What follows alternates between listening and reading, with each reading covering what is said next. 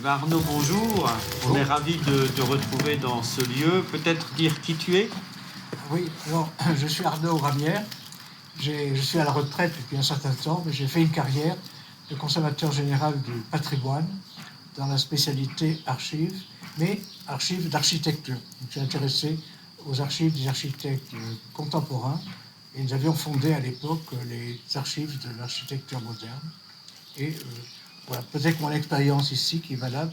J'ai été pendant une dizaine d'années administrateur de l'Institut français d'architecture avec le réseau des écoles d'architecture et le réseau des professeurs d'histoire de l'architecture. Donc ça m'intéresse. Et alors, quand tu arrives ici, qu'est-ce qui te marque justement au niveau architecture en mettant les premiers pas sur le domaine de Mestre-Denis? D'abord, c'est que c'est un très très beau bâtiment. Hein, et on a peut-être, on a raison d'aller voir Notre-Dame de Paris, la Tour Eiffel, le Mont Saint-Michel, mais l'architecture du quotidien, l'architecture qui nous entoure, on a parfois tendance à l'oublier. Il m'est arrivé de demander dans des communes rurales qu'est-ce qu'il y avait à voir. Les gens me disaient il n'y a rien du tout, alors qu'il y a des bâtiments magnifiques de la vie rurale. Et ce bâtiment est tout à fait typique.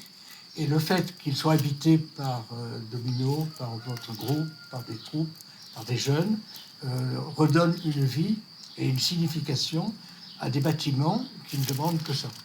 Et qu'est-ce qui est caractéristique dans ce bâtiment? Est-ce qu'on peut arriver à le situer a priori fin 19e siècle? On est dans le passage d'une agriculture vivrière à une agriculture qui devient un peu industrielle. Est-ce que c'est ça? Alors, ce qui me frappe, je me suis marié en Provence, dans un très beau mas provençal, qui est de forme carrée, où il y a la maison de maître, les hangars, les poules, les canards, les tracteurs, les chevaux et le personnel. Et tout ça vit dans un plan carré, un peu comme dans les fermes beauceronnes. Hein, et en Languedoc et en Lauragais, au contraire, l'architecture est linéaire. Donc c'est le même système. Les bourgeois, les ouvriers, les canards, les poules, les chevaux vivent en même temps, mais sur une ligne droite. Et ça, c'est très caractéristique du Languedoc par rapport à la Provence. Ce qui est caractéristique ici aussi, il me semble, c'est la partie des auvents. Est-ce que moi j'appelle assez simplement des granges à double profondeur pour aussi se protéger du soleil? C'est très beau ces volumes. Alors ces doubles profondeurs, pour moi, sont originales. Je n'en ai pas l'habitude. Il n'est pas impossible que ce soit un peu une spécificité de Mestre-Denis, ou peut-être des portes du Tarn que je connais moins bien, puisque moi je suis du Lauragais plutôt au doigt. Mais ça correspond à une société. La société toulousaine qui investit ses revenus dans des terres. Et à l'époque, les fermages ou les droits seigneuriaux ou les métayages sont payés en nature. Donc le maître, le propriétaire, reçoit du fourrage, reçoit du blé, reçoit du maïs, reçoit des poules, et il doit les vendre par lui-même. Donc il a besoin de locaux de stockage. Et ces bâtiments sont caractéristiques d'une maison de maître. Le notaire, le capitoul, l'avocat toulousain vient sur ces terres pour recevoir ces fermages et ensuite pour les vendre. Et les vendre à la meilleure époque, donc en le stockant quand il faut. Donc ce sont des bâtiments utilitaires de stockage. Mais l'histoire a tourné. On est quand même dans le pays de Cocagne, mais c'est pas, on ne date pas du XVIe siècle. Mais en région toulousaine, la campagne n'est pas une terre morte, c'est une terre riche. Et on construit à la campagne. Et au XVIIIe siècle, au temps de l'encyclopédie, on développe des cultures intensives. Et la première culture qui a complètement disparu, c'est le verre à soie. Hein. On fait de la soie et il faut des bâtiments pour sécher, tout ça. Donc je pense que l'origine de ce genre de bâtiment, c'est le verre à soie. Mais comme souvent à la campagne, il y a une énorme épidémie, il faut abandonner le verre à soie et c'est la vigne qui le remplace. Donc à un court moment, il y a eu un essai de vigne. Donc le paysage a complètement changé et l'utilisation de ces grands bâtiments s'est faite tout à fait en douceur.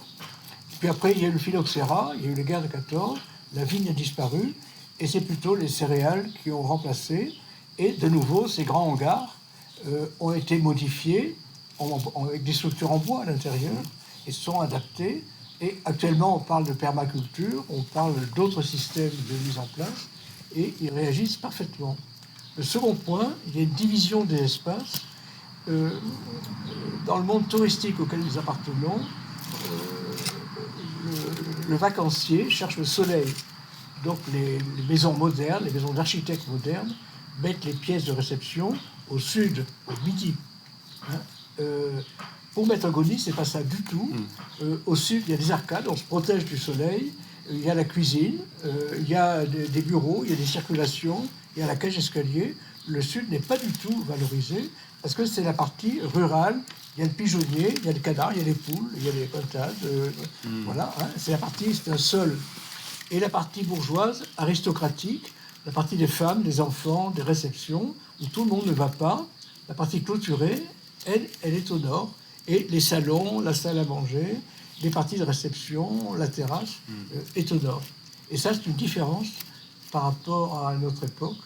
Donc c'est intéressant à constater. Et c'est admirablement conservé, avec une partie essentielle de cette maison bourgeoise, donc la partie centrale, c'est le parc. Ce qui est extraordinaire, c'est que le parc a été conservé avec des cèdres très anciens, de très beaux chênes et des allées. Une partie qui est difficile à conserver, c'est assez miraculeux. Et vous l'habitez très bien.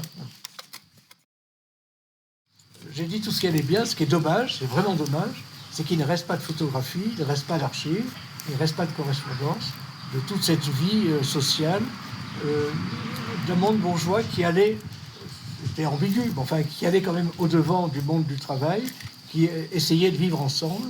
C'est un petit peu le mythe de l'encyclopédie de l'époque des Lumières. Hein. C'est une belle histoire.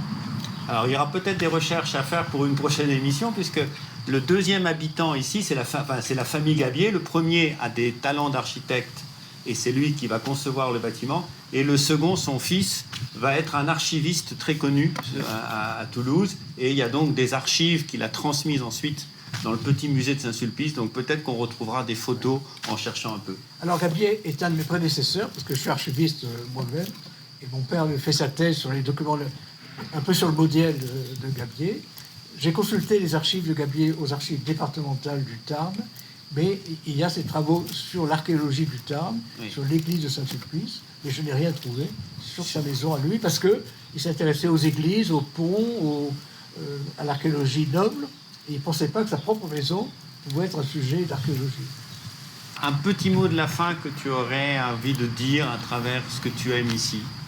Ce que j'aime à Maître Goni, c'est peut-être un côté sentimental, puisque Maître Goni est habité par des jeunes, des troupes de théâtre, on fait de la peinture, on fait de la poterie. Et j'ai passé ma carrière au ministère de la Culture. J'ai été recruté par André Malraux, j'ai travaillé avec Jacques Lang et d'autres. Et la culture, autrefois, était dans les musées. Le musée était un truc de spécialité. Alors que là, cette longue histoire du pastel, de la soie, de la vigne, de mode agricole qui a complètement disparu et actuellement repris par des troupes de théâtre, ça me plaît beaucoup. Merci.